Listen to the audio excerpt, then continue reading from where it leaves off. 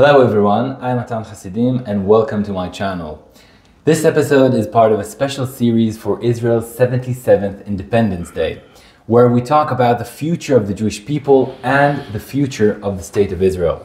Since October 7th, and especially now, at a time when many feel that Western civilization is facing a serious existential crisis, one big question is back on the table for every person that the Jewish people is dear to him. Has the golden age that the Jewish world experienced in recent decades, both in the diaspora and in the State of Israel, already fallen behind us? Is the pendulum swinging the other way towards decline, as it has for every other ancient civilization except for the Jewish nation? So to open up these core questions about Jewish existence and Jewish destiny, I'm really honored today to be joined by Dr. Shalom Salomon Wald. Dr. Wald is a long-time researcher at the Jewish People Policy Institute. Born in Italy, he is a Holocaust survivor. And after the war, he went to Switzerland. There he became a graduate of the University of Basel. And Wald formerly served as a director in the field of biotechnology at the OECD. His book, The Rise and Decline of Civilization, in Hebrew it looks like that, Lessons for the Jewish People, published in 2013, is a rare and ambitious journey across 2,400 years of historical thought from thinkers like, among others, Thucydides, Ibn Khaldun, Edward Gibbon, and all the way to Max Weber, Arnold Toynbee, Bernard Lewis, and Jared Diamond. It asks what history can teach the Jewish people before we repeat its darkest times. So Dr. Wald, thank you so much for agreeing to have this conversation with me. It's a real honor. Glad to be here, glad to be in front of you on Yom HaShoah. It's a very difficult day for me. Wow, so let's start maybe from this personal story. So if you can tell us a little bit, how did a Jewish child from Italy, who later found himself as a Holocaust survivor and studied history and philosophy in Basel, end up exploring the future of the Jewish people? Well, I don't want to say much except that my interest in history and my commitment to Jewish history was, of course, born in my youngest years, because nothing influenced me more than the Second World War. In my little bed, I heard the artillery noise of the American and German armies firing at each other across the Rhine. And I saw the US Air Force flying Fortress bombers flying over my head into Germany to bomb Germany. We were just at the border. My refugee camp was in Basel, Switzerland, at the border with Germany. The Germans would have been here in half an hour if they had crossed the border. So history was my life, and I wanted to understand. And I wrote to you how did I confront Jewish history. I was sitting on a bench with other Jewish refugees, and I heard the radio speak, and there were news about British troops discovering, opening another concentration camp and finding mass graves. And it said, well, in one mass grave there were 3,000 dead Jews, and another one 6,000 dead Jews, and people were crying, and I didn't understand. In that time, that was in April 45. In 45, a boy of 8-9 years did not understand things like he would today. A boy of 8-9 years would be like a boy today of 3, 4, 5 years. So I wonder, what does that mean? That Jews, mass graves, why do people cry and shout? So I was confused. That was my encounter with Jewish history, my memory of the discovery of mass graves with dead Jews. Wow. And that stayed with me. And the next event, which turned me Zionist, is the famous 22nd July 1946.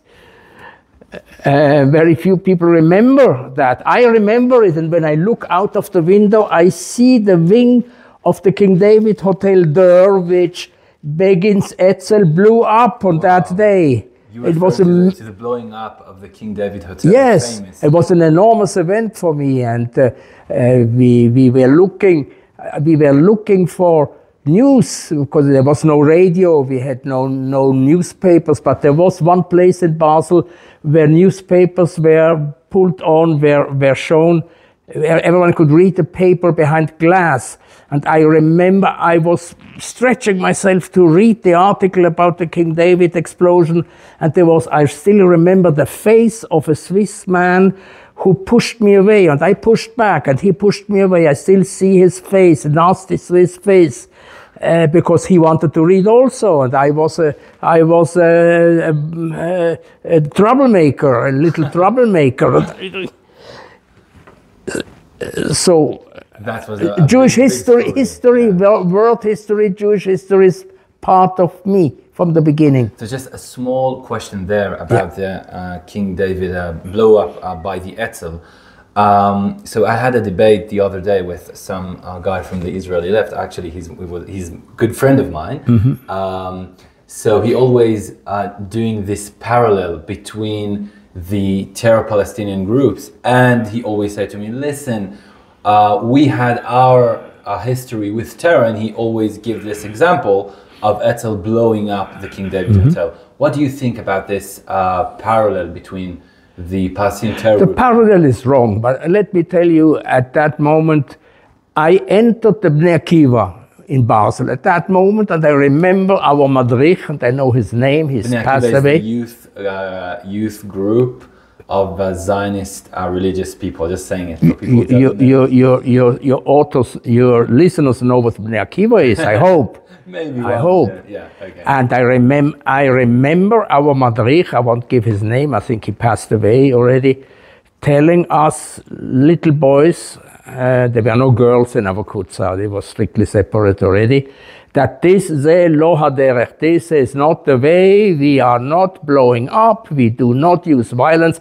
The Bnei Akiva and the Mizrahi of that time were very mild. There were no mitnachalim and nothing that you have today. So that I remember. Now, the comparison is, of course, completely wrong because, in fact, many innocent civilians were killed. About almost 100 people were killed. About 30 of them Jewish workers in the King David, and Arabs who had nothing to do with the whole issue. But what then Begin wanted to blow up was the headquarters of the British Army in the Middle East. Right. So that was the target. Begin said later that and I believe he said the truth, Begin was not a liar. Right. One of the few Israeli politicians who never said a lie. Sorry, I hope I didn't say too much. He said that they called the headquarters in King David half an hour or 20 minutes before to warn them, to ask them to evacuate. Now that is no good, because I suppose that the British Army got a fake warning every 20 minutes, day after day. And so not just Begin, every person from the Etzel who was involved in this, till their last day, they told this thing that they called the British and told them, evacuate now, we're blowing up the building. Okay, the British couldn't take this seriously anymore. Right. Because I am convinced that they received lots of fake calls of the same sort. Right. Okay, so from this... So you asked me about this experience. That was my experience. So from this personal story that we need maybe to talk longer on a different occasion, let's talk about this book. So what pushed you into such a long journey of research and discovery? Was there a moment when you felt a deep urge to write this book? To tell you the truth, it was my boss, Professor Yecheskel Dror, who was the founder of the Jewish People Policy Institute. He is still alive. He is not in good shape, I suppose. I will write to him after our meeting. He felt that there should be someone who has some historic knowledge, who should think about the long-term prospects of the Jewish people, because our daily subjects were, what the GPPI is doing. Links between American Judaism and Israeli Judaism, the government structure of Israel. It's the usual thing. And he felt there should be someone who is thinking of the long-term prospects of Jewish history. And he pushed me into this, and it happened that I was very much involved with history. I had studied history at Basel University. So it was Yechezkel Dror, and he supervised my work. He did a lot. I mean, we had a lot of bitter arguments also, because he was not an easy boss. He would have liked to cut out about half of the whole book, and I refused. In the end, I said, if you want to do that, I can jump out of the window, but I'm not going to do it. And he yielded. Okay. He yielded. Today, I think he may have been right, that I should have made it shorter, because the book was not a great success. It was a total failure in English. It was a bestseller in Israel. The sales stopped suddenly one day because Steinmatzky, and I don't want to make comments about Steinmatzky, was in legal proceedings against the editing house, Yediot Sfarim, and they did not deliver the book anymore. Mm-hmm. And can you tell us, for a person that haven't read the book, Rise and Decline of Civilization, Lessons for the Jewish People. Can you tell what's in there? What is this book? I studied 22 historians and what they had to say about the reasons for rise and decline. The question was, what is the state of the Jewish people now? Are we still rising? Are we doing well, or are we starting to decline? How do you measure this? Now, what I said is, let's ask historians, not Jewish historians. I excluded. There are two or three Jewish historians, but not historians of Judaism. Right. They happened to be Jews, but the one was a historian of the Netherlands, the other a historian of primitive people, so-called, etc. How did these historians, experts of other populations, assess rise and decline, and if we take together their criteria, are there similarities between different countries and civilizations, and can we apply these similarities to the study of the Jewish people now? That's what I was doing. So the insights of an outsider. Yes, and can we identify what can we learn from, say, Thucydides, whom you mentioned, who describes the rise and the collapse of Athens? Are the reasons he gives valid reasons for us? Is it valid for us to study this? Because you have to know also, I took historians of faraway countries, faraway centuries, but there has never been a historian who did not study remote history for one reason, which is to understand what's happening now. Some admit it, not all admit it. An archaeologist who is digging out the old temples of the Mayas and tries to understand why did Maya civilization in the 9th century suddenly collapse and disappear. Why does this interest us? The hell with the Mayas. We want to know whether this can happen to us also. Right. That's why we study the Mayas. Right. Otherwise, no interest. So out of the findings of these historians, I identified, 10 or 12 issues which all or most of them mention. I say, if everyone from Thucydides to Jared Diamond, to whoever I mentioned, always says that the quality of leadership, the quality of the kings, the quality of the prime minister is absolutely essential for maintaining a civilization or for destroying a civilization, then probably that is true for the Jews also. You see? So the question here is, do you believe history of civilization really follows certain patterns, let's say? Depends what you call patterns. No, it doesn't have patterns, it has principles. Principles, okay. Yes, sure. There are certain principles, like the very simple one. And there is a chapter on leadership. And I give the example of 3 ideal Jewish leaders. One is Nehemiah, who is the first figure in the Tanakh who can be touched historically. He is a historic figure. Right. Moshe Rabbeinu is Moshe Rabbeinu, Avraham Avinu, but they are not historic figures in the sense of modern history. Right. Nehemiah, yes, we know him, we can sense him, the way he talks, the way he talks in the book Nehemiah. And we understand why the Gemara doesn't like him. We can see the character of Nehemiah. I did this. I woke up in the morning. I went on my horse.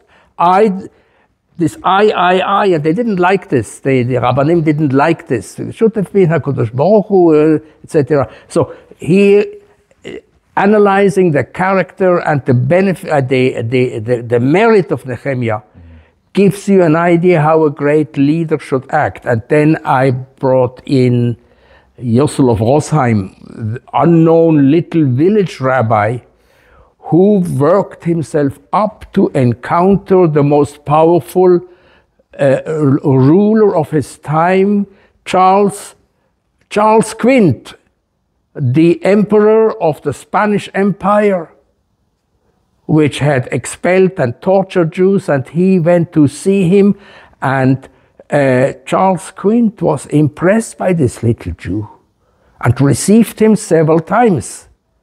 What was the charisma of a man like Yossel of Rosheim? And I think the third person I analyze is Abarbanel, Don Yitzhak Abarbanel, who was a great person, a poor person who failed completely. He was unable to see, unable to understand if the Spaniards start to expel the Muslims, the Jews will be next. He didn't believe it. Right. But all 3 were totally uncorrupt.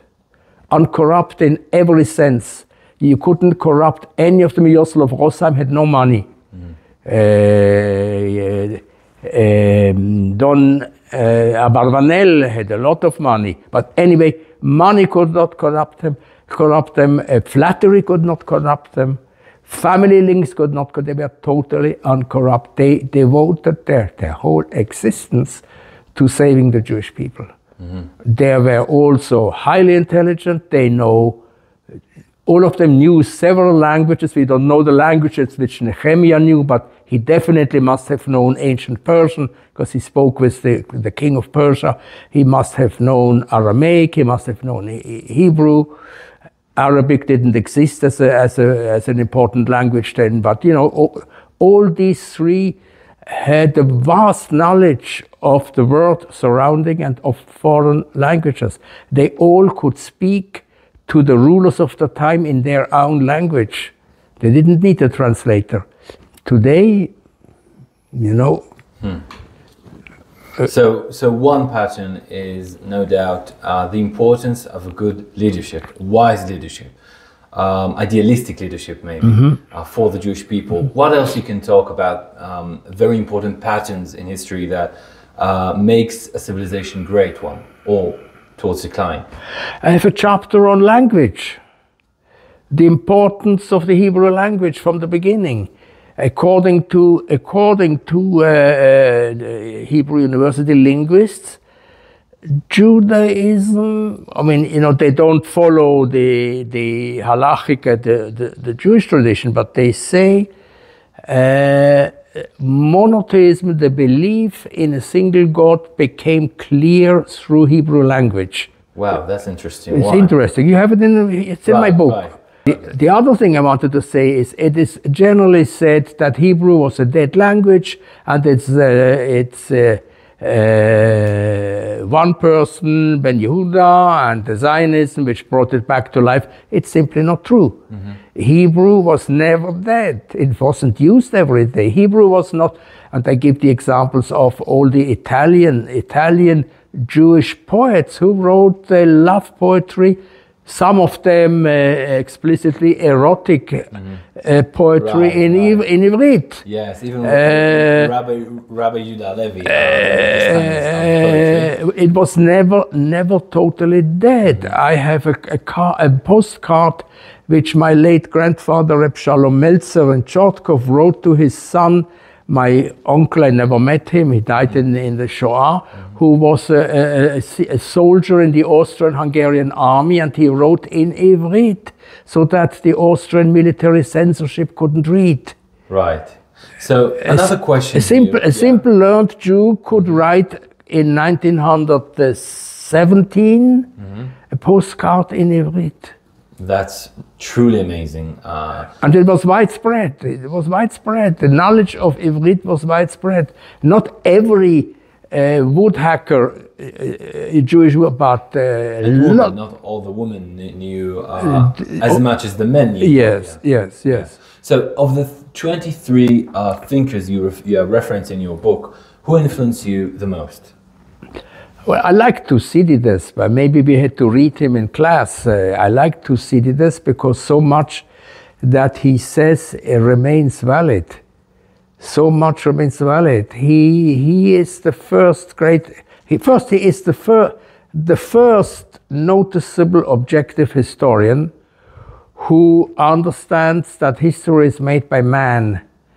History is made by man, and their mistakes and their successes, not by some god who decides. And he said a number of things. He is the guy who said, I'm writing history as in Greek, tima esae, as a monument forever. Not because you need to know why the Athenians lost the damn battle somewhere against the Spartans in the Peloponnese. Who cares? No, because the motives of the belligerents come from human behavior, and the human mentality is unchanging, and what happened then will happen again and again, forever. Esae means forever. And for every civilization. For everyone. Well, he didn't think of other civilizations because the Jews, we are blamed for believing we are the chosen people. The Greeks are equally convinced they are chosen. Nobody's like them. Yes. They are chosen, like the Chinese, the Japanese. The Jews are attacked for things that half a dozen other civilizations believe even more strongly. Right. So, the book of Anthony Smith. Yes. He did not. He doesn't think in terms of what happens in other civilizations, because other civilizations are barbarians. The term barbaroi is an old Greek term, and it means people who can't speak. Who they speak brr, brr, brr, brr. And the Greeks told this barbaroi. Right. People who can't speak, cultured people speak Greek. If they don't speak Greek, they are barbarians. So he didn't think in this way. He meant, of course, in the future of everyone. Right. This was one. There are others. I like Jakob Burckhardt a lot, probably because I was in school. I grew up in Basel. I didn't come to Basel after the war, but just before. And and as my family was destroyed, I am counted as a Nitzol Shoah. They do it. Holocaust survivor. Yeah. So he was the greatest historian Basel ever had. He was an anti-Semite, which I regret, but he never showed it. He never wrote anything against Jews or about Jews. We know this from his private correspondence, which he would have been absolutely outraged to know that this is published, because private correspondence was not for publication. So I want just to challenge the assumption that what you said from Thucydides, that he was the first one who understood that history made by man and not by God. So the Jewish American writer Milton Himmelfarb once captured a common Jewish way of looking at both history and who is it? events. Who? Milton Himmelfarb. Oh, yeah, you mentioned him, yeah. Yeah, so I'm quoting him. The number of Jews in the world is smaller than a statistical mistake in a population count in China, and yet it seems as though we are larger than our numbers. Great things happen around us and to us. End quote. So following this, I want to ask, is Jewish history even comparable to other civilizations? We know that there is a great phenomenon, great maybe mystery about Jewish history. We are still alive. I've been thinking about this in the context of the Golden Age, but you don't want to speak of the Golden Age. We are still alive, yes, but we are not the only ones still alive. The Japanese have a very long history. They believe that the sun god or sun goddess created them. Okay, they haven't understood that it's they have a long history back, like the Jewish people. I think the earliest documents of inhabitants of the Japanese islands who have left a typical art which exists nowhere else are 3,000 years old. So it's almost the time of the Avot of Avinu, of Yaakov Avinu. Right. Almost. Japanese, yes. And their first emperor, who was a son of the sun goddess, was also much older than 2,000 years. The Chinese, absolutely, they add 1,000 years every few years. You know, they're jumping. First, they thought they were 3,000 years old. Then I accepted 4,000 years. Now they say they are 5,000 years, which is a bit an exaggeration, but there is a continuous Chinese type civilization in different parts of China that goes back 4,000 years. Right. No doubt about this. Right. Well, when we speak about China, we speak about a very, very big civilization. And when we speak about the Jewish people, we speak, of course, about much smaller people, maybe a nation. We're going to talk later about whether Judaism is a civilization or a nation. But we survived a very complicated history, let's say, the exiles and the returning to Israel. I think this is unique, no? What is unique in Jewish civilization, we can talk about civilization afterwards, is that it is a civilization which survived quite relatively successfully without a historic, without a real basis on any land, except by memory. Except by memory. This has not existed outside of Judaism. This has not existed. Maybe do the Gypsies, the Roma, have a memory of an original land where they came from? I don't know. I don't know Gypsy what is their mythology? Historically, they probably came from India, probably, but we don't know. But otherwise, every civilization somewhere, somehow had a geographic basis. Right. Jewish civilization had a geographic basis for a little 1,000 years, a little bit more. We don't know exactly when it started, the time of the Shoftim. And then the geographic basis disappeared, but the memory of a geographic center was always here. Can you understand philosophers, maybe, again, insights from the outsider, like maybe Blaise Pascal, or maybe even John Adams, one of the forefathers of the United States, that sees the existence of the Jewish people in history as a proof of God, and the impact of the Jewish people on civilization in the West as a proof of God's existence. Can you understand this or have empathy for this? Well, this is how it's also Frederick, the King of Prussia, right. who was asked, was it Voltaire or someone else, do you have a proof of God? And the answer was, oui, les Juifs, yes, the Jews. Okay, you can. Look, I told Voltaire you. said it. Sorry? Really? Voltaire said it. Was it Voltaire or was it the other way around? Was he asked and the king said yes, the Jews, Okay. which didn't help him liking Jews. He was an Right. anti-Semite like the old Prussians. Right. So I prefer not to speak of HaKadosh Baruch Hu here. This is so it's no. You cannot prove God in no way. Even not from history. Yeah. Of course not. Of course. Okay. My Orthodox friends tried to convince me to force me to say, to say something. Well, I go to the point of saying the longevity of the Jewish people would be very difficult to explain otherwise. But who knows? Okay, so I won't force you. So a little bit. I make no propaganda for faith. Yeah, for faith. Yes. Okay, so many have tried to define Judaism. Judaism is a complex phenomenon, maybe. So some says Judaism is a religion or a nation, or Rabbi Jonathan Sachs put it as a set of unique ideas.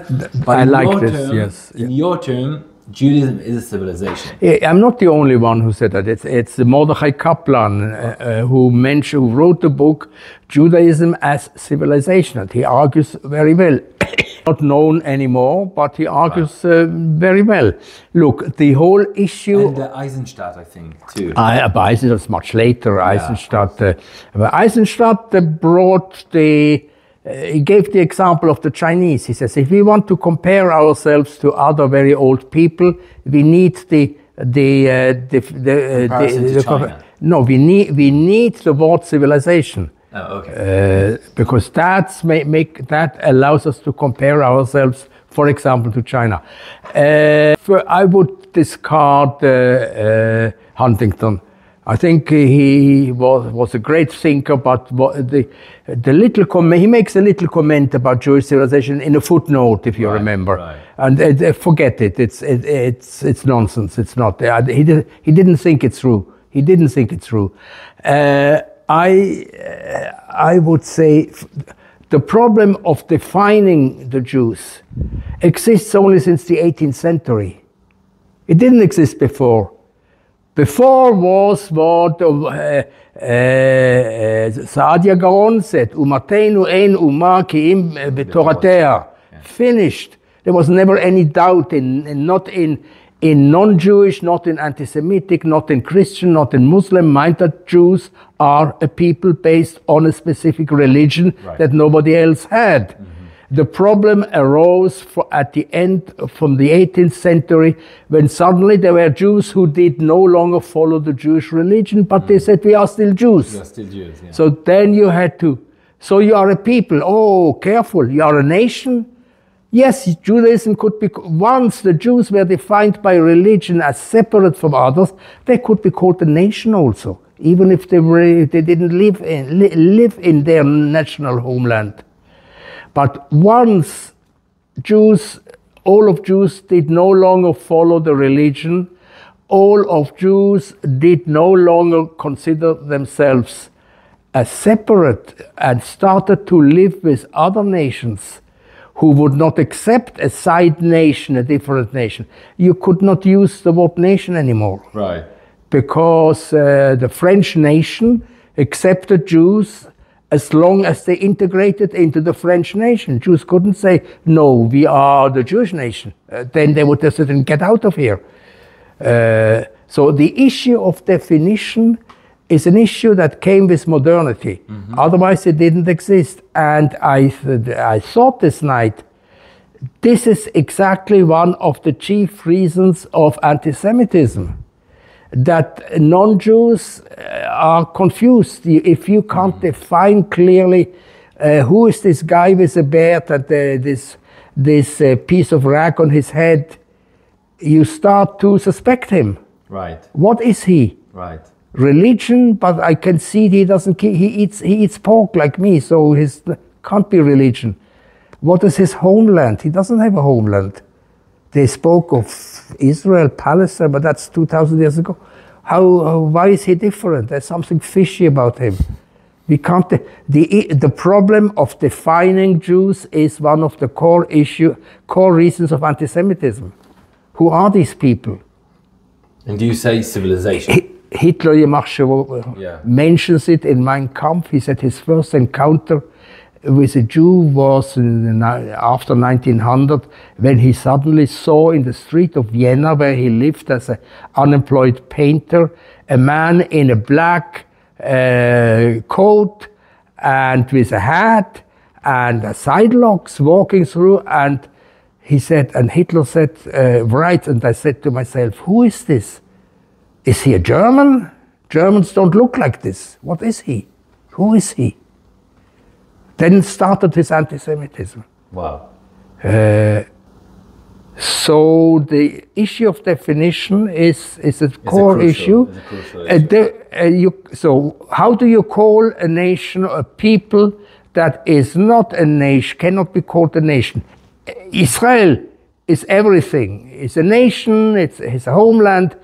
It's the existence of the diaspora, which makes it impossible if you want to define the entire Jewish, how do you call it? People? Nation. You have to find the right word. Right.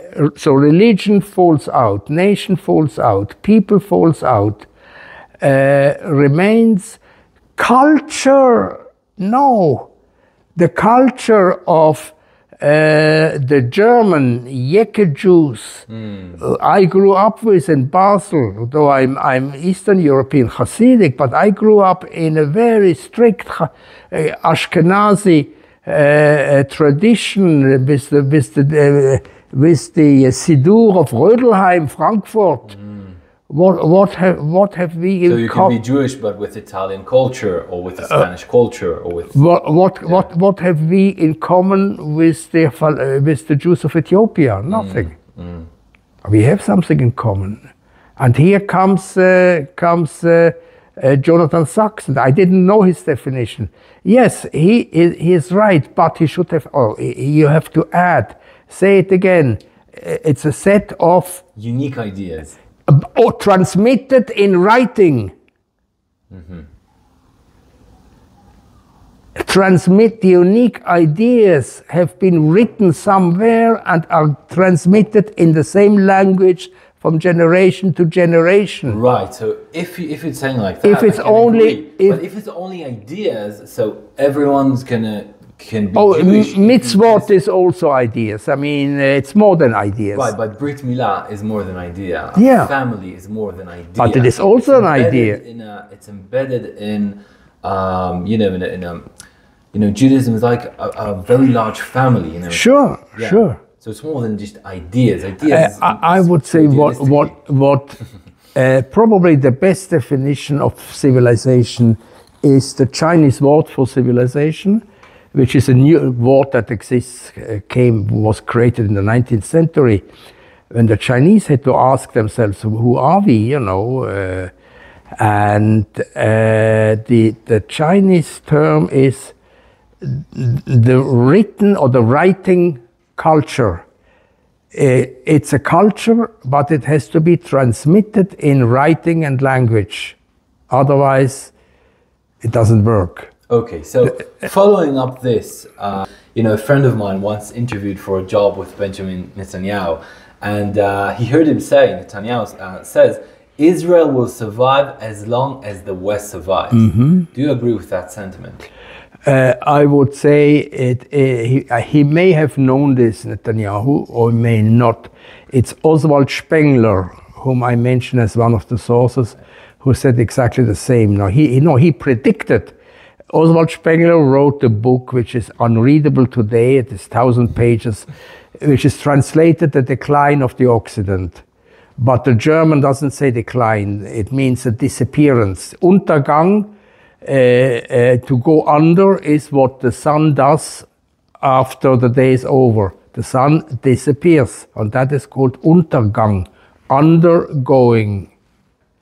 And the term Untergang des Abendlands means the end of the Occident, not the decline of the Occident. So that has to be said. And he about 100 pages of his 1,000 books are about Jews, very interesting, which Jews have not noticed because he was a right-winger and the right wing was bad. He met Hitler. He despised Hitler, by the way. And nobody wants to read him because of this image of right-wing, of extremists, etc. But he wasn't an anti-Semite, as you said. Absolutely not. Absolutely not. He said interesting things about Jews.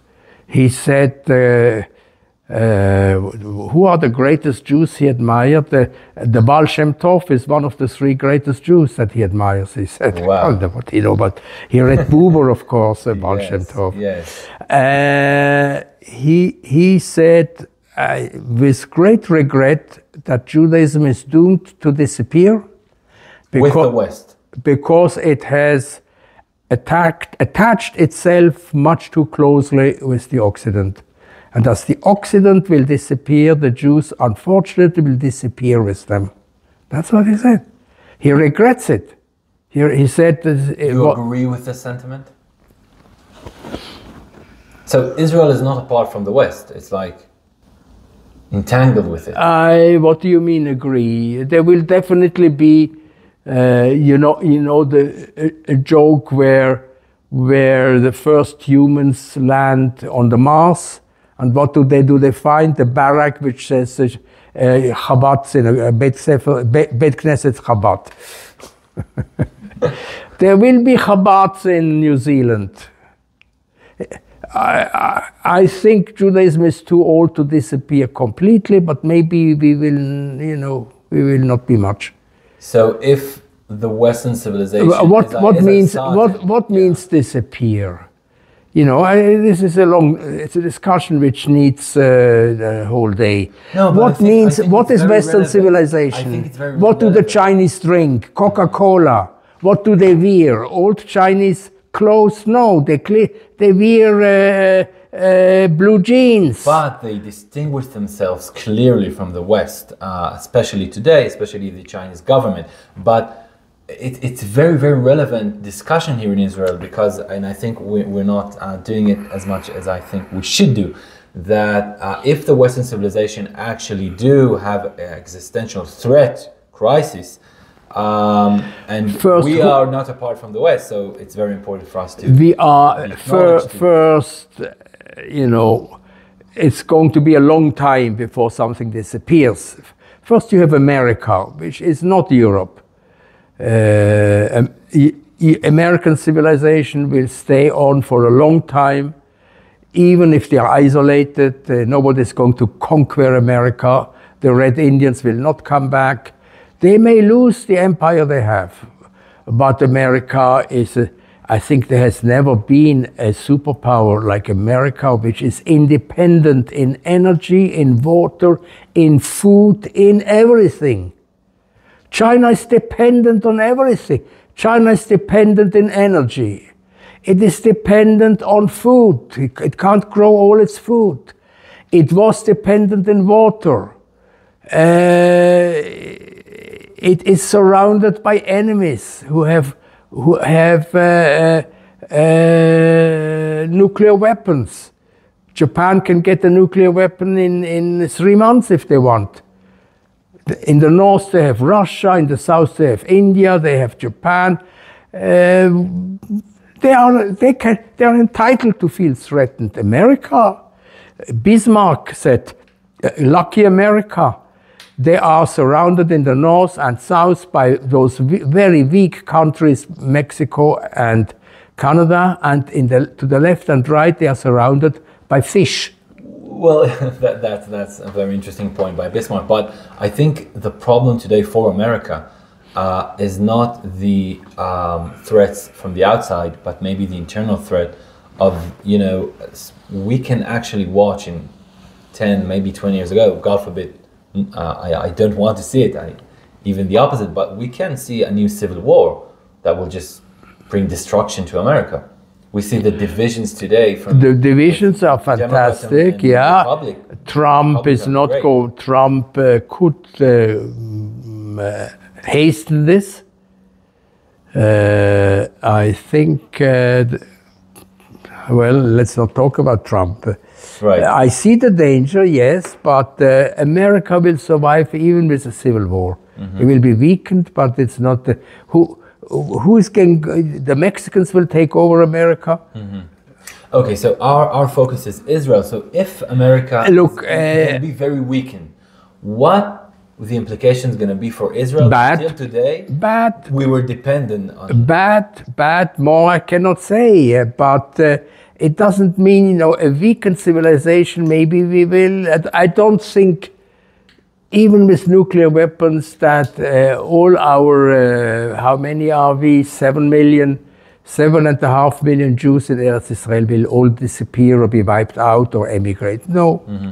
It will be a terrible tragedy. Lots of people might be killed. Lots will emigrate.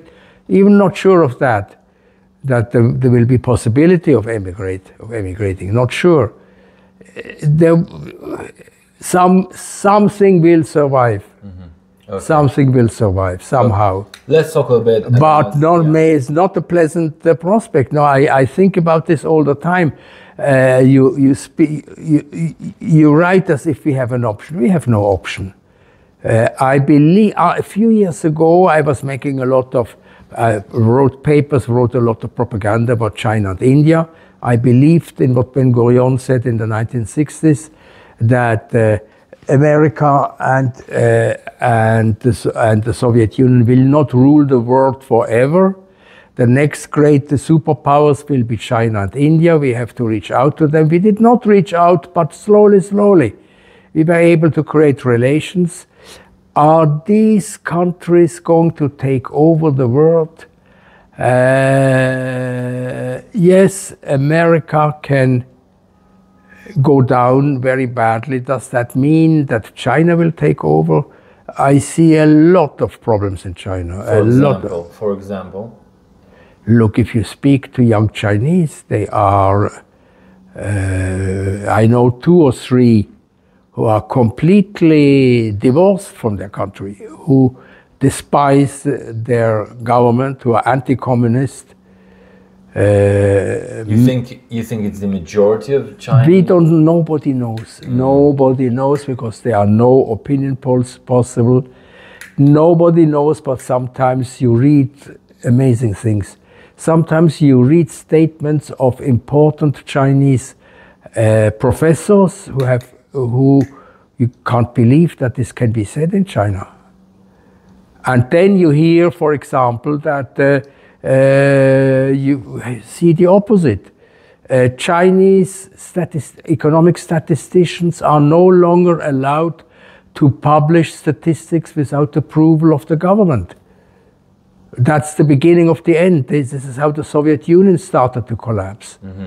The government cannot afford to have independent economic statisticians show that their economy is not doing well and that the official statistics are not true. There is a new law, it was issued about a year ago, that every big company must include in its board of deputies, you know, the board, a member of the Communist Party.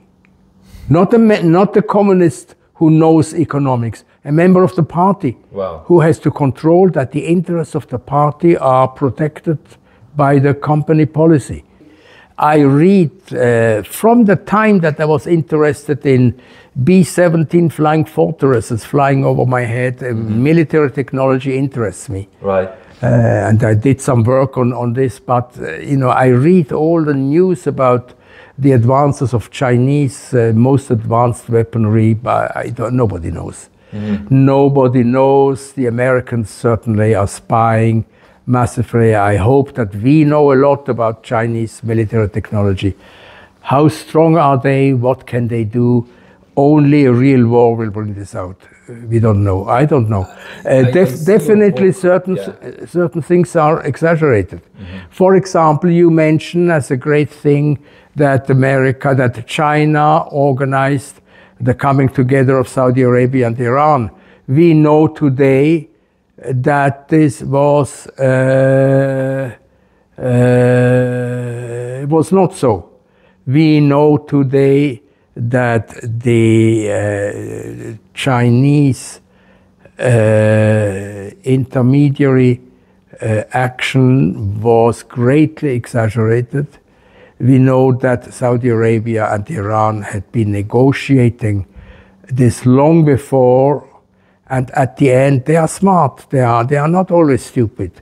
And when they came to the point of taking the step and announcing, they said, why don't we let the Chinese announce that they did it? They will be so grateful to us. Yes. And that's what happened. They didn't need the Chinese. But so it was more for show for them. It was for show, and it helped. Actually, they were right. I was told by people who know China well that it was highly appreciated by it helped legitimize the Chinese government, which was not always in a good position with the people. Mm-hmm. It legitimized the Chinese people in the eyes of the public. We are making peace across the world. Yes. So just about that, I see your book translated into Chinese, right? Yeah.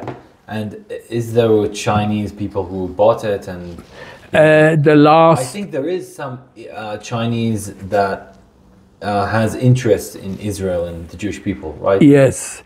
The book, first, the fact that the book came out was pushed by a Chinese professor of Judaism, Li Hongsong, who translated it with his students in Nanjing University. He believed in the book. The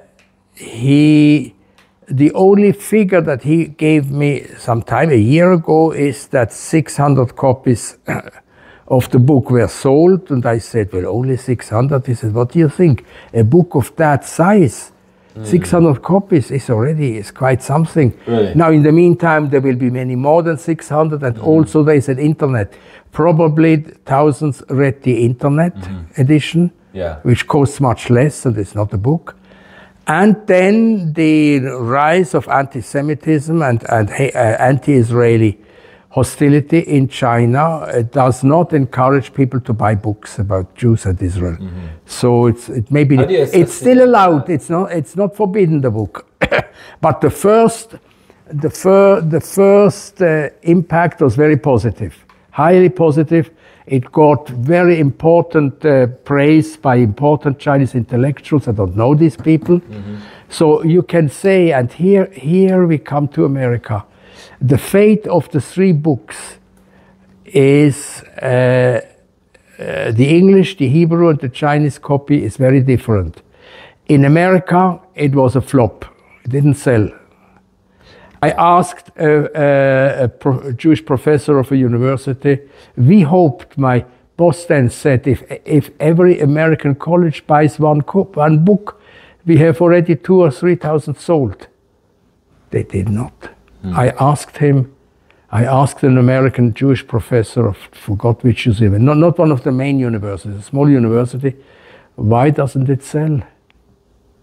And he looked at me, and that was 10 years ago. I said, don't you know that the American academia is becoming anti-Semitic? I said, no, I never heard of this.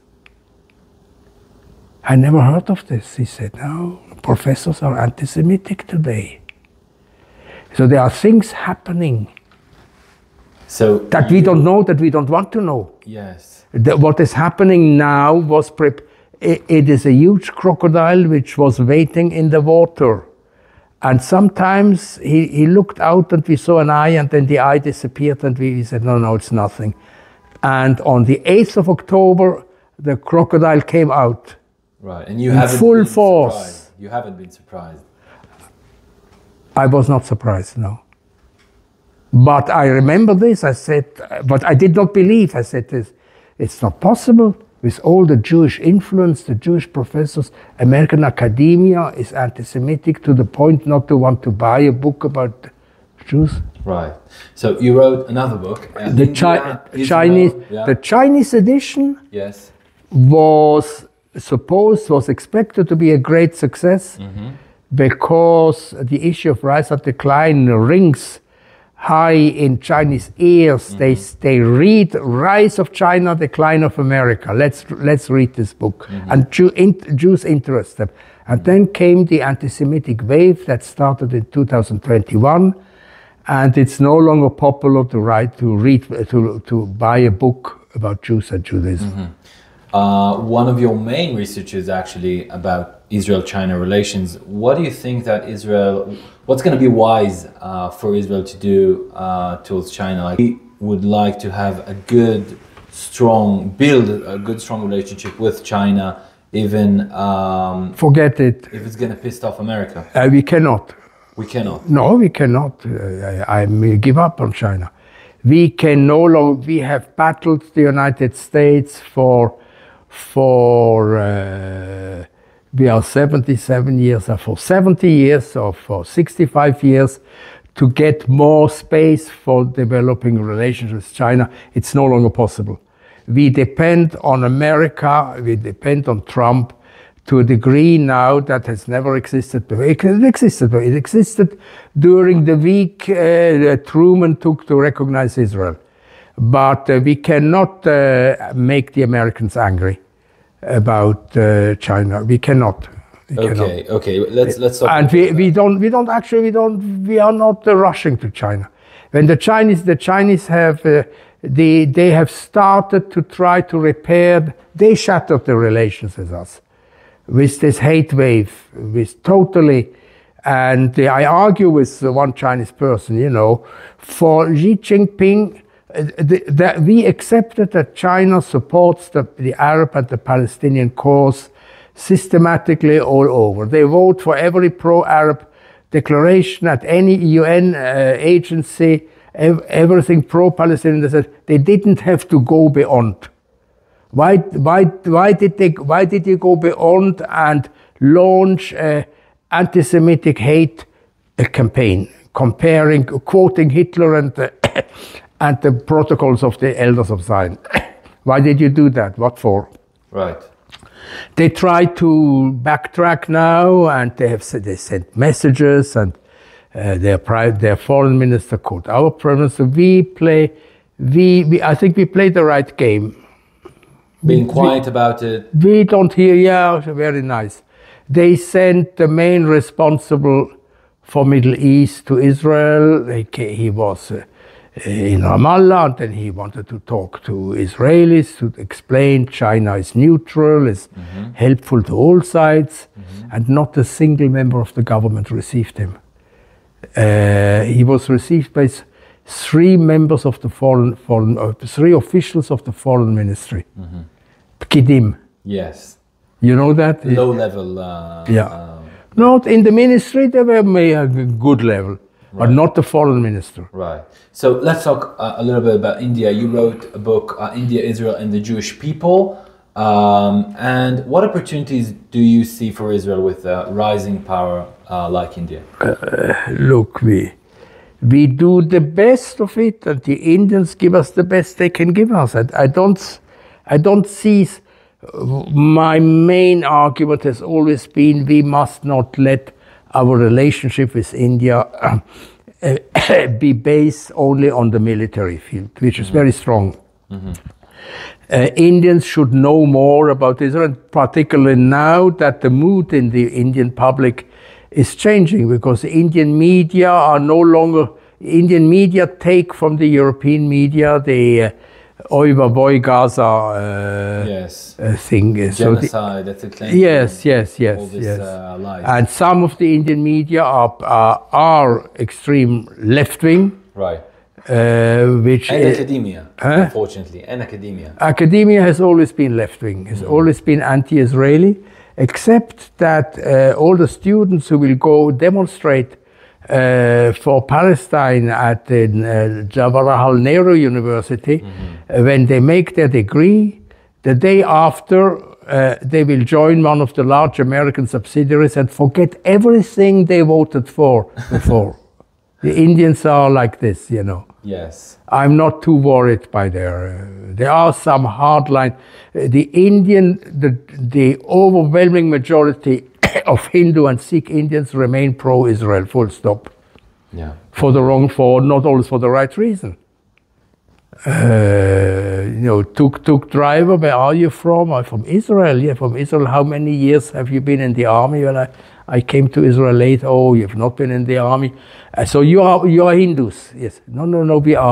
We have our religion called Judaism. You heard of Judaism? No. You are Hindus. Why are we Hindus? You fight against the Muslims. So you are Hindus. Yes. Welcome to India. Okay, so you would like to see bonding of a relationship with Indians? There is no money for this. The foreign ministry has no money for cultural outreach. Cultural, yeah. I think there should be more cultural outreach. Not that it will. We have no severe problem with India. The problem is ourselves. Okay. What else can we do? Whatever we can do in defense, we do. And the Indians, and they say it openly, they admit it. The Indians sold us ammunition, weapons without interruption during the whole war. Right. While Italy blocked and all our Western countries. Let's talk about it. Europe blocked. India not. And the Indian foreign minister, who is a sharp guy, was asked, why do you? He said, because Israel helped us many years ago, so we help Israel. Full stop. That's our foreign policy. Thank you very much. Other question? He knows how to cut down journalists. Right. So let's talk a little bit. I don't know what there was. There are now, I think, 9,000 Indian workers. It's a problem. Right. The best Indians are not the best workers, and we like the best foreign workers. Right. The Thais are very good. They're coming back. Okay, Dr. Wald, let's talk now about those Western countries. So throughout Israel history, Europe has held great significance, both culturally and geopolitically for Israel. But today, there's a growing sense that we share less and less with the elites who currently shape Western Europe. The recent tension with President Macron, with all the Palestinian cause and everything, for example, is a clear sign of that shift. How do you think Israel should approach its relationship with the EU going forward? I don't know. I don't know the people. I would say, as a historian, I look into the long term. Yes. Europe was extremely important, not only for the reasons you give, for Jewish religious reasons, because Yehudei Ashkenaz saved the Jewish people and guaranteed Jewish creativity. Right. It is, and if you want to believe in God, then maybe that is a reason to believe in God. Because of the Ashkenazim. East European, Mizrahi Judaism started to decline in the 12th, 11th, 12th century. You had a vibrant Jewish community in Baghdad, which was the Babylonian Judaism. You had the Geonim. Right. And one day after the Chai Gaon, or what was the last Gaon? Of Chai Gaon, maybe? No, sorry. There was a Gaon in the 11th century. Okay, we're going to check it later. And then the number of Jews remained the same. The number of Jews in Baghdad then was larger than all the Jews of all of Europe. And they didn't produce anything anymore. Finished. Creativity disappeared. And if you read the Rambam, if you read Abraham ibn Daud, you know that author? Of course, yeah. You read Abraham ibn Daud? Well, I read some of the historian. Him, I have his book, an interesting book. The fear they had of the Karaim, the Rambam and Abraham ibn Daud were deeply convinced that Judaism was in a life and death struggle. That the real Judaism, which obviously was the Judaism of the Bavli, of the Talmud, was about to be destroyed. They were deeply worried. That's why Rambam asks for the death penalty for Karaim. And then came the Jews from Ashkenaz. They did not know They had no idea of Ashkenazi Judaism started to rise quickly just then. When Rashi was writing, nobody in Europe spoke of Karaim. They were dead, finished. Right. It's the rise of Ashkenazi Judaism which gave the Jewish people the enormous creativity. It needed the religious creativity. Rashi never mentioned the Karaim. They were a non-existence, and they disappeared. There were Karaim in Lithuania. Right. I was with a Jewish group. We tried to visit them. The tour guide said they refuse to meet Jews. You cannot meet them. They don't want. Okay. So we talked about Europe. So Europe was today. Now there is a rise and decline of Europe as the mainspring of Jewish life and Jewish creativity. Without Europe, in spite of all the persecutions we suffered, without the religious and intellectual productivity of European Judaism across 500 years, if we had depended only on Persian Jews, on Moroccan Jews, there were some great Moroccan Jewish wise people, rabbis, but after Rabbi Yitzchak Alfasi and the Rambam, not very much was known of Moroccan Judaism. Right. They quite badly, well adapted to Islam. It's in Morocco that they started to worship graves. It's not a Jewish tradition to worship graves. Right. We have some things in the Zohar, but yes. The book of the Zohar, the main book, basic book of the Kabbalah. Yeah. So I know, but I didn't know that the Zohar speaks of. Yes. Well, something like that. It's more complicated. So, do you want us to say another thing about Europe, or can we move to Islam? No, what can I say about Europe? I'm very worried about Europe. I would want Europe. What we should do is to reinforce. But we do this. I mean, the Jews in Europe are afraid. They are afraid. They don't know where we are going. Europe is being eaten from inside by Islam. Right. And politically, it's inevitable. The left wing, the alliance between the left and Islam is unbreakable. It's morally unbreakable because the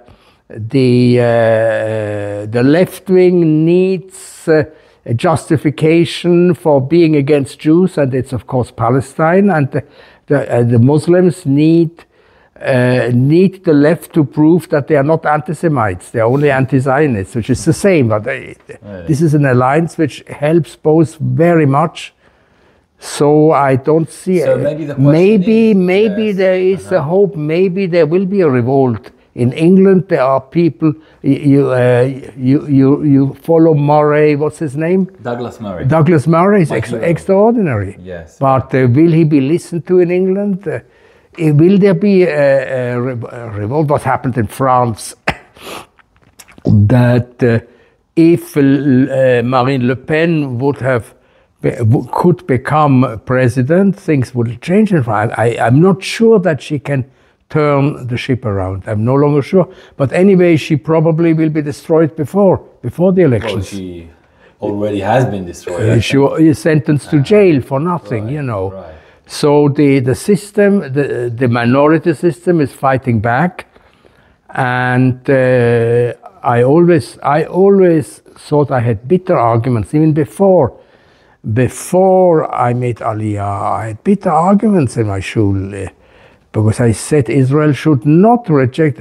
When Marine Le Pen started to stretch out her hand, she wanted to connect with the Jews. She wanted to speak on Radio J. Right. And Radio J was allowing every French politician to speak, left, right, the center, whatever, except Marine Le Pen. She was not allowed to speak to the Jews. And said, it's a mistake.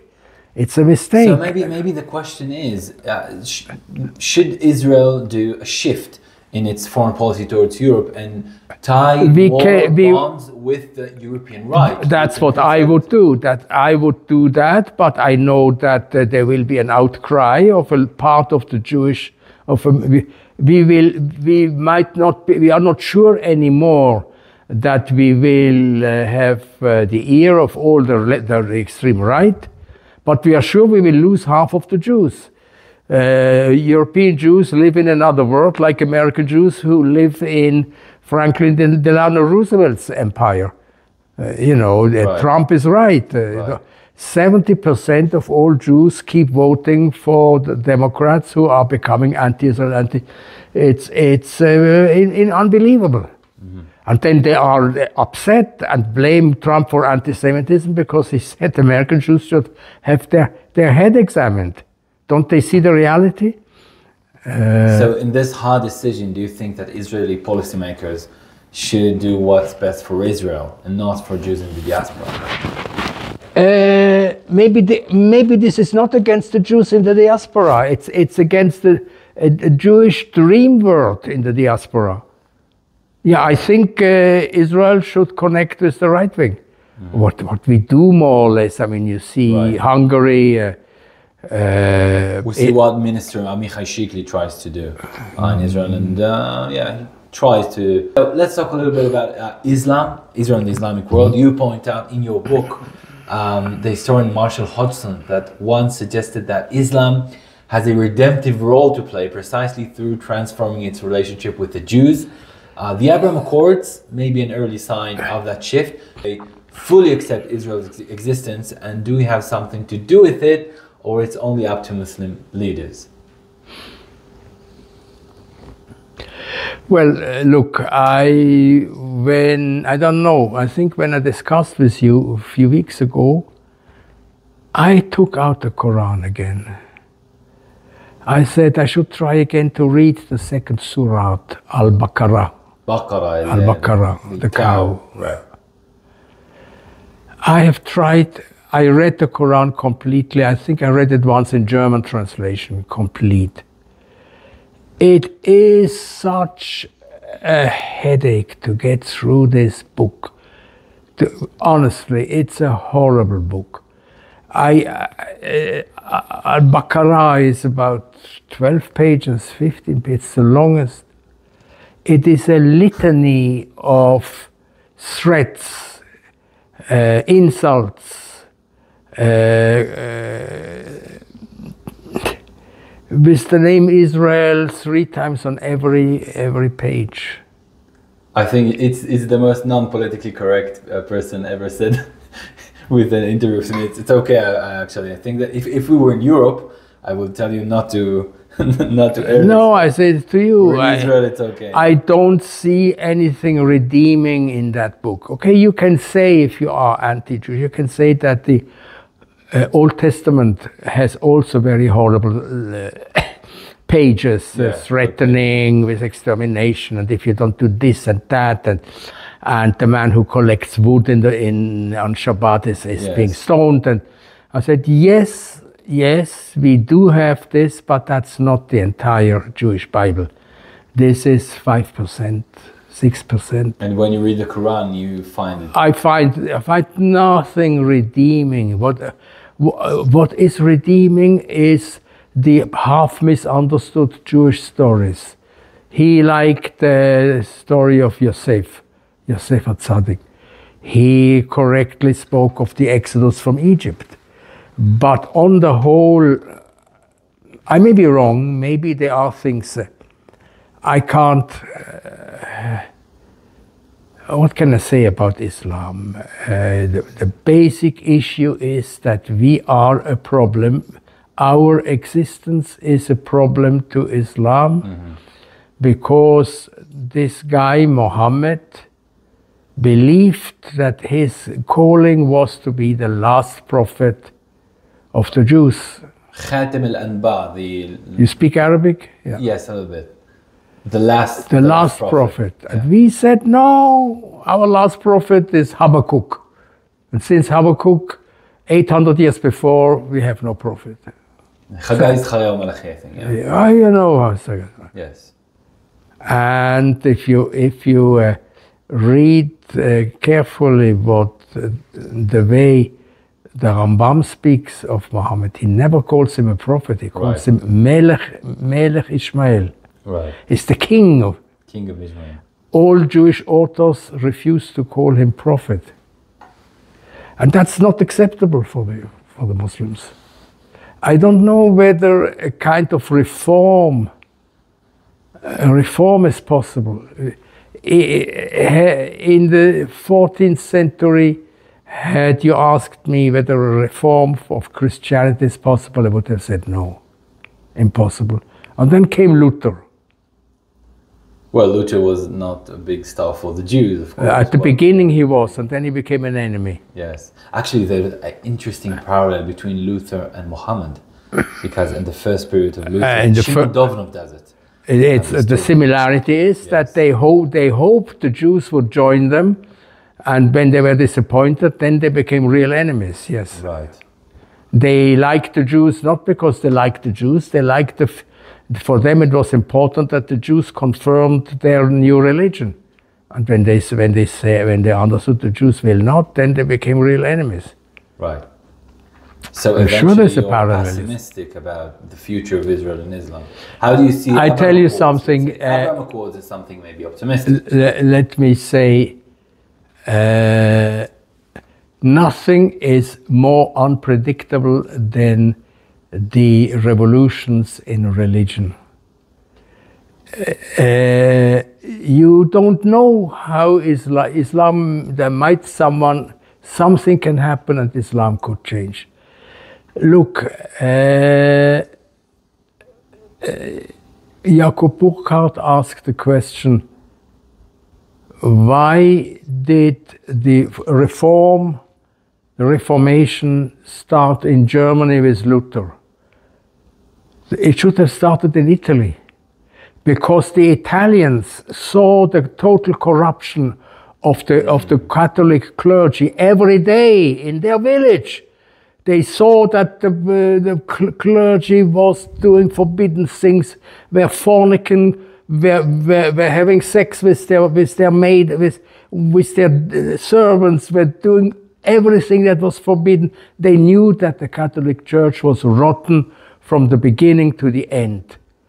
And they made jokes about Catholicism, they didn't trust it, and they didn't revolt. It's a German monk who didn't know 10% of what the Italians know, right, who revolted. How is this possible? Why not? The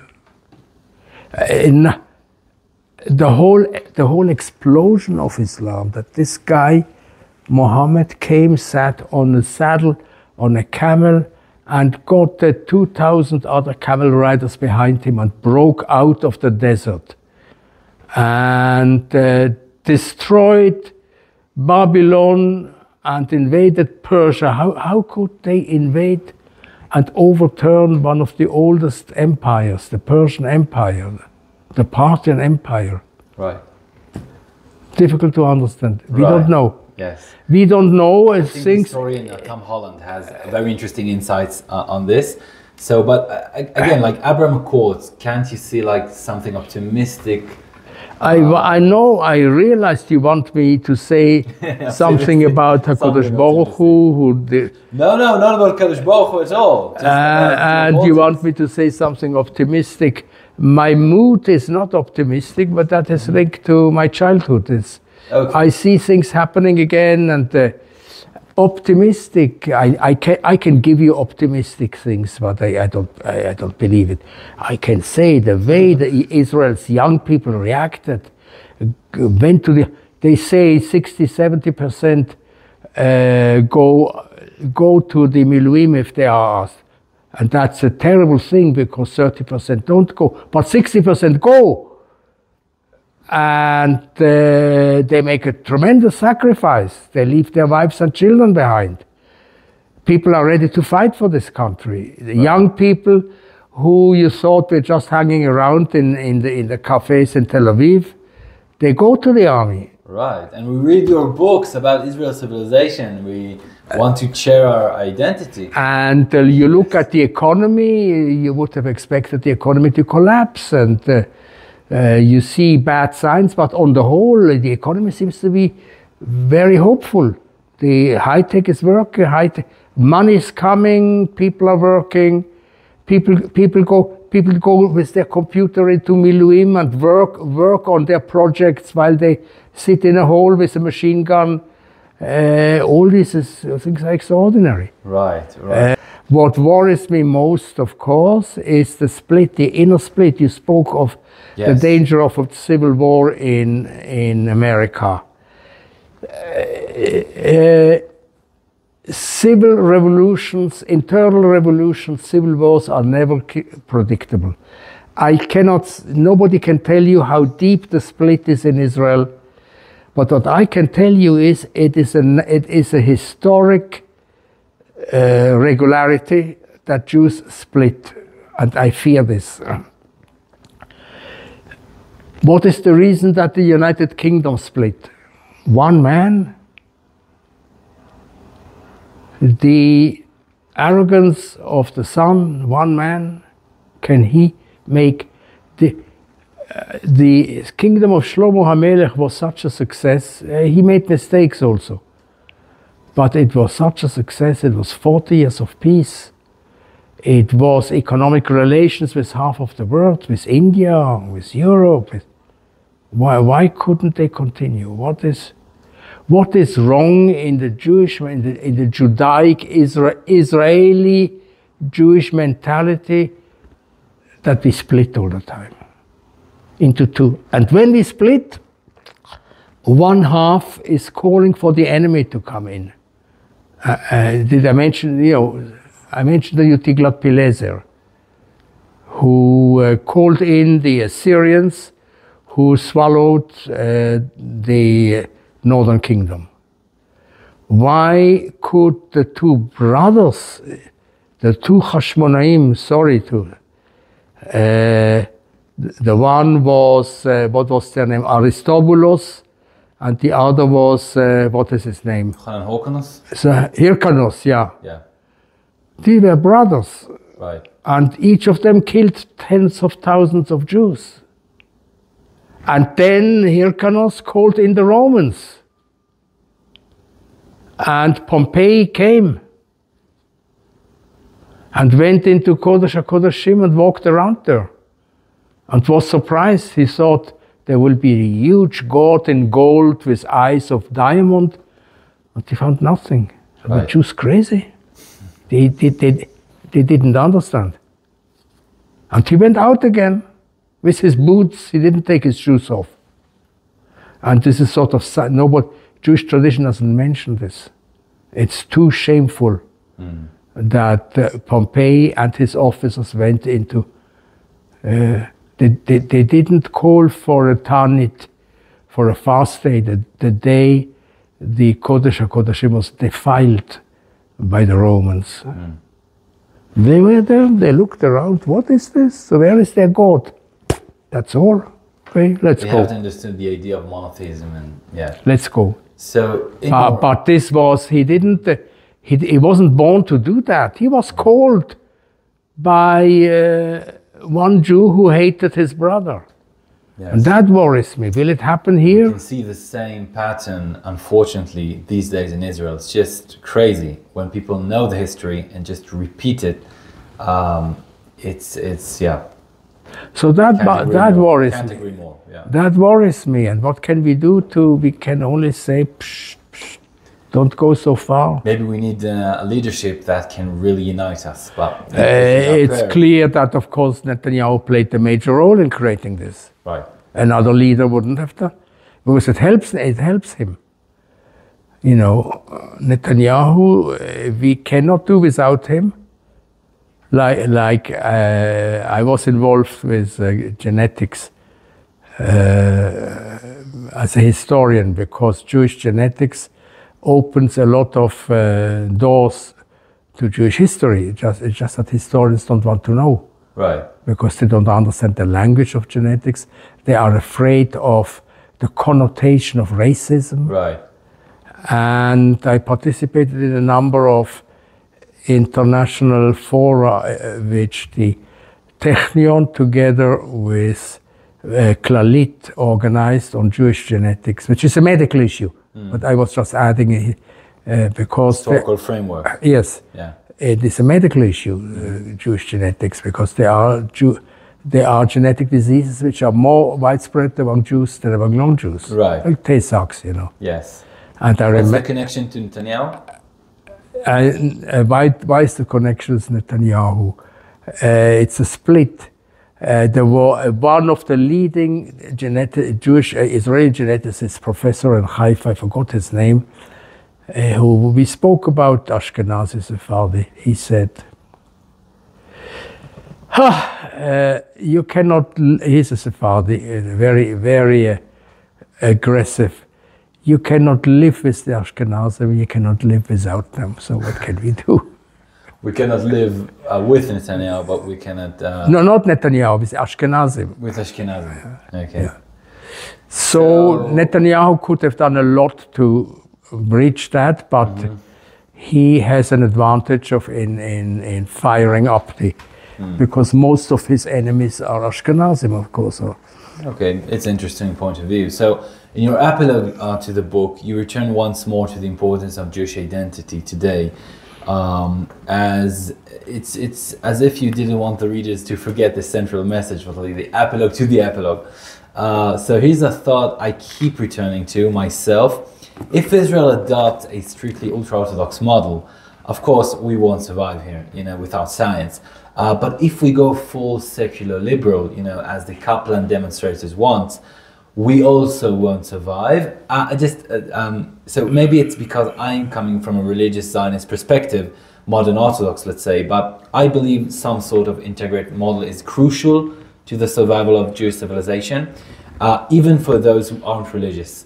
It's just too important. I think survival. What's your point of view? Yeah, I completely agree, but I think this is agreed by a large majority even of the left.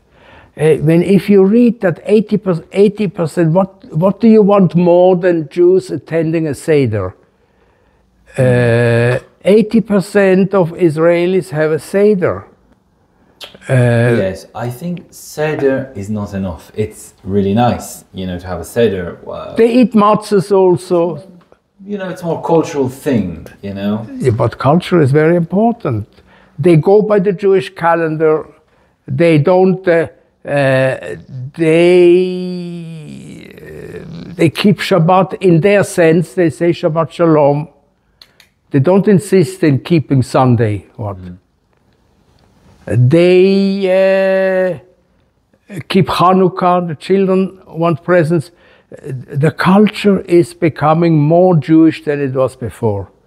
The culture of the Israeli, and that's very clear. This is the statistics which Shmulik Rosenau publishes, right. Show very clearly that the Israeli people is becoming more culturally religious. The calendar is Jewish. Okay, I mean, I don't see the total. I don't see the total. Anti-religious, anti-religion anymore. That existed in the 1950s. I remember this. I remember this. I remember what's her name? Minister. Shulamit Aloni. How did you? Shulamit Aloni. How did you remember? How did you discover that? I thought. I remember Shulamit Aloni deliberately in public eating a sandwich with ham somewhere in Nazareth and being photographed to show I am against all this nonsense. You won't find this today. Nobody's doing this. And actually, when she was ill and old and dying, she did not do this anymore. Repent. I don't know. Repent, but. Okay, so if I don't see that danger so great. Okay, understood. Completely understood. If I hear you, so I can hear you saying that the Haredi ultra-Orthodox people, sections in the Israeli society are more dangerous. That's what I believe. I believe that ultimately I mean, maybe you shouldn't do that. I believe that ultimately they go like Rav Landau. You remember what he said? Yes, something very weird and bad about... Not weird, he said, let's go with the Arabs. That's what he said. Right. It's not weird. The Arabs will accept this, will promise, and then we'll kill them 2 years later. He said, we lived well among the Arabs, so to say. If Rav Landau goes to Hamas and says, we condemn Zionism like you, all we want is to have the possibility to protect, to live our religion strictly. We want to live together in a Jewish quarter, and we don't want to hear about Mashiach, we don't want to hear about Jewish state, we are against the Jewish state. Definitely we will not carry weapons, and we are not even going to ride on a horse because you don't like this. Will you protect us? Hamas will say, welcome, that's what we always wanted. What interests these people except this? That's what I'm afraid. And Einat Wilf, whom you know probably, yes, of course. I know her very well, and we communicate from time to time. Yes. Predicted this 10 years ago when she was a member of my institute. And my religious friend said, no, it's impossible, you don't know them. And the young Haredim, they turn now to extreme right-wing. Wait until they meet Landau. Right. Wait until they are kicked into the army and have to... Yeah, I'm afraid. I'm afraid of this. I'm afraid also... I'm afraid of the absence of a common language, even linguistically. We cannot talk to them because they speak a different language. I had... Well, they do understand, even those Hasidic ultra-Orthodox... Hasidim is already something else. No, those who speak Yiddish, they understand Hebrew, but I certainly agree with you with the mentality speaking. Even when they speak fluently Ivrit, everyone speaks Ivrit.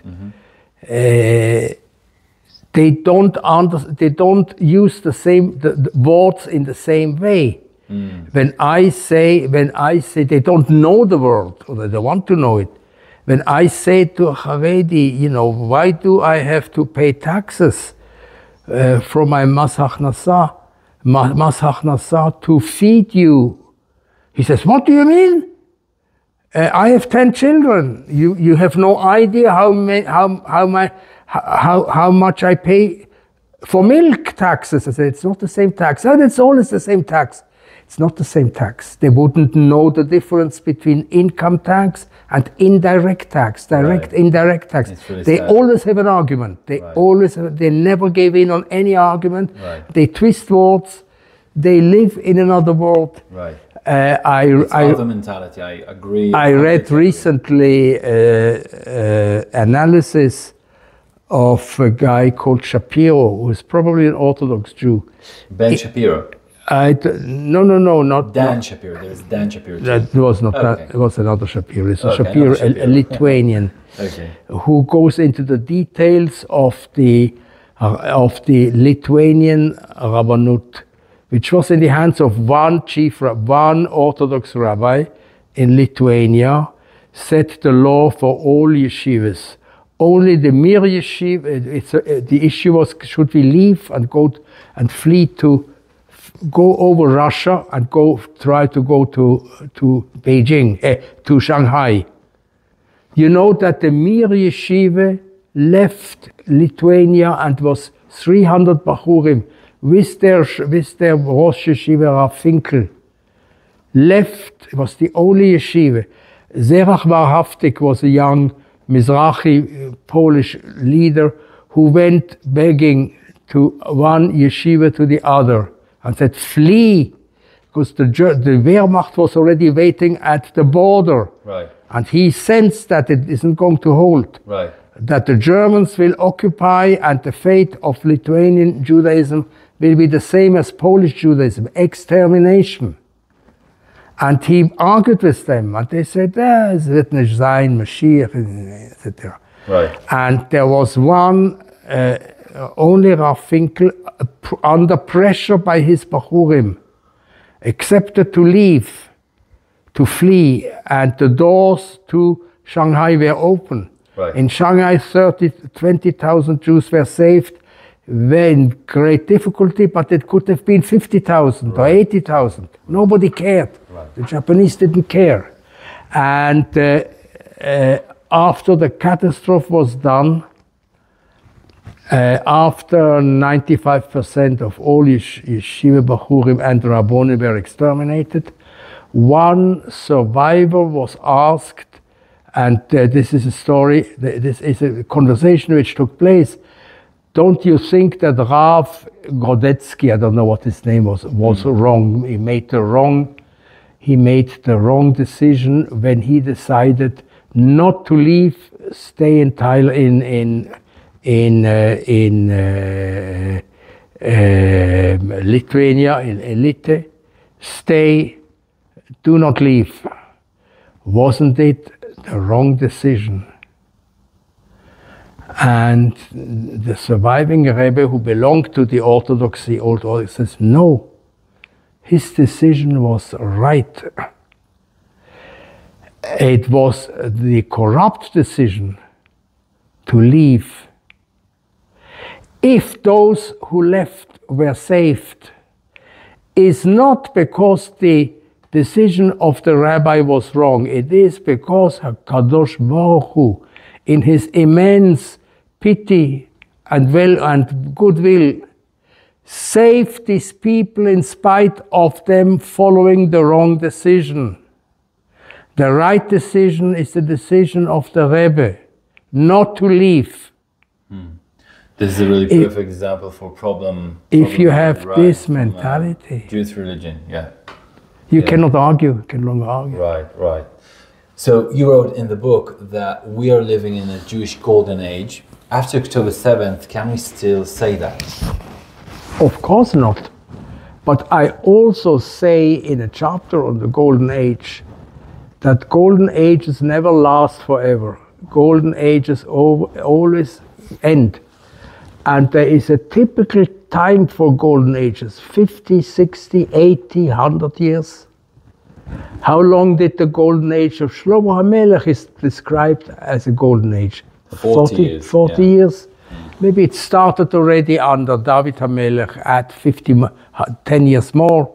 Yes. This is how a golden age lasts. I did see when I finished the book that the golden age was coming to an end. I saw it more in America than in Israel. A golden age for the Jewish people must be a golden age for both sides, America and Israel. In America, it was clear already by the statistics I give that the Jewish creativity, the Jewish contribution had reached a ceiling. It did no longer continue. For 20, 30 years after World War II, Jews were rising like arrows into the sky in every field, in science, etc. And then suddenly it became a ceiling, no longer.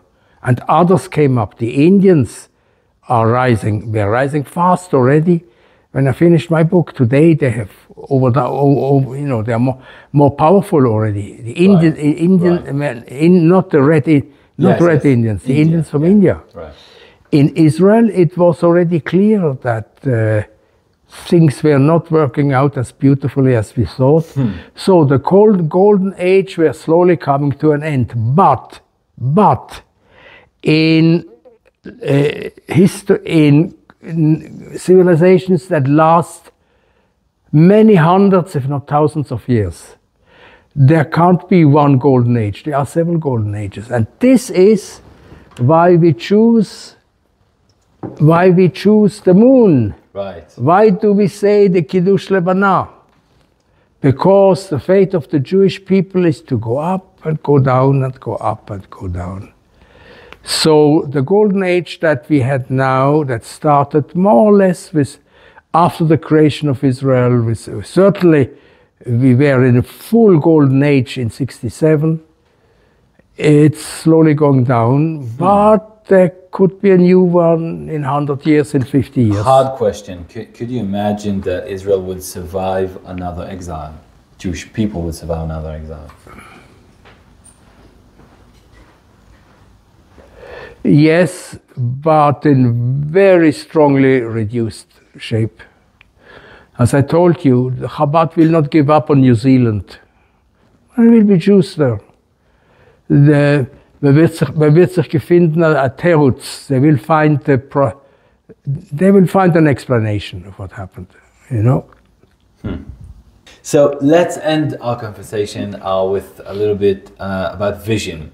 Professor David Pesik argues that a state cannot survive without a compelling vision, like the one that fueled America's founding. Nonsense. I stop you, nonsense. What is the compelling vision of Switzerland? There's no compelling vision. Switzerland is doing very well. It's the most impossible state. It consists of 20 cantons. It speaks 4 languages. It has 2 major religions. I don't speak of Judaism.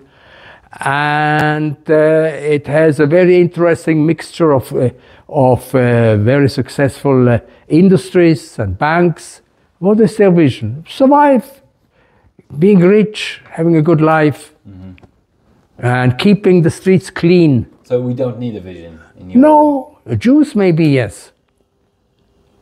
What is the vision? What is the vision of Denmark? What's the vision of Thailand? Does Thailand have a vision? Well, maybe for European countries as Denmark and Switzerland, it's a problem if they won't have vision long term, as we've been talking about the rising power of Islam in Europe that will just conquer them from within because Islam has a vision. Yes. Maybe it's a bad vision, but it has one. Of course they have a vision. So maybe they will have, maybe Europeans will have to grow a new vision, but they will very difficult because they don't want to be Christians. Okay, so about Israel, so do you think that Judaism has a unique and relevant vision to this time, or is it just... Whatever I can say sounds like Jewish arrogance.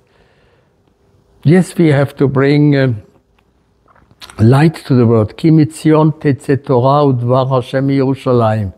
Okay, can you say that? We will again be blamed for, the chosen people. Chosen people, chosenism, Jewish arrogancy. But just maybe for us, for our Israeli Jewish listeners, like if we need to bear a vision for us, what do you think it is, if there is any vision? What the Hatikva says, to live as free people in our land and be happy. What can I say? What can I say? What vision?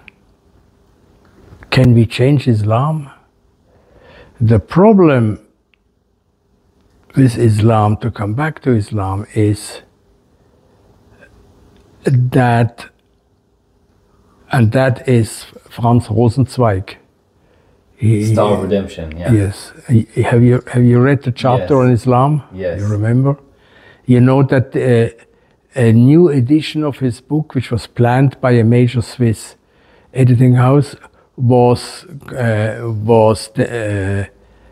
cancelled because of the chapter on Islam. That was already 20 years ago. It was already not possible to say what he said about Islam.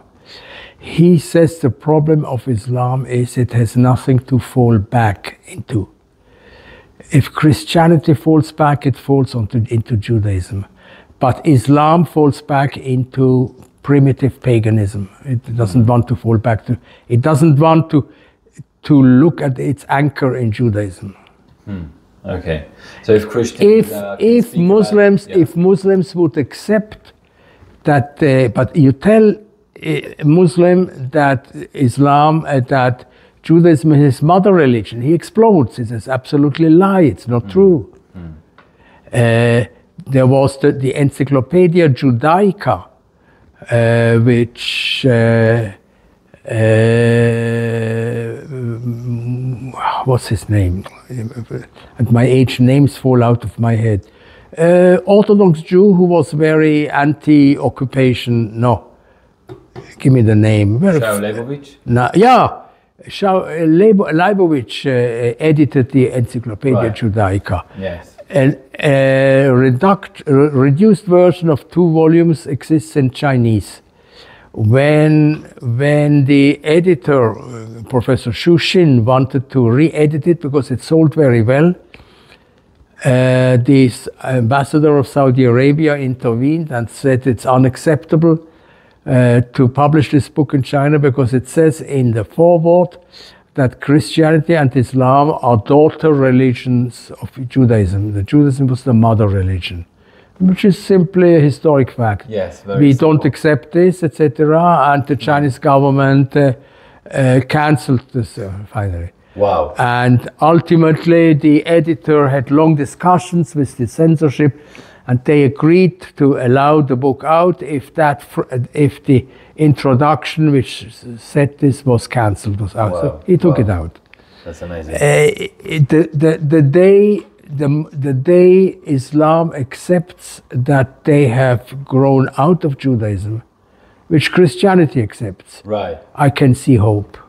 As long as they not only deny this, but say that Abraham, Yitzhak, Yaakov, David, Moshe were Islamic prophets, I see no hope. Maybe it will happen one day. You should ask Irsi Hali or, some of the famous, as long as a Muslim who says things like that has to run for his life. So Dr. Shalom Salomon Wald, thank you very much for this conversation, and I hope that we're gonna meet here maybe 1 year later in Yom HaShoah, Independence Day, and you're gonna be 90, Be'ezrat Hashem, and full of healthy, and many years of learning, studying, writing. Thank you very much. I hope it was useful for me. It was a great pleasure. Maybe not for you. I don't know. No, it was a great pleasure. Thank you very much. Thank you. Kol Tuv, Matan. Thank you. I was glad to meet you, and maybe okay.